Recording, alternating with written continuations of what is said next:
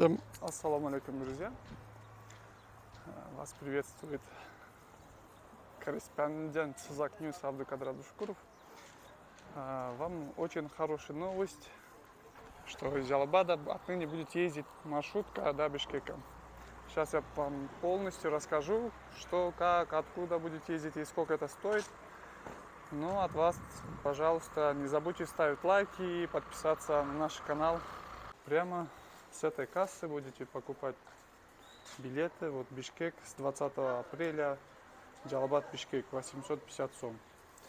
Так, ну, есть исключение, по дороге будет останавливаться. Так, каждый день будет ездить по 2 маршрутка автобус. Первый в 6:50 будет выехать, а второй 7:10.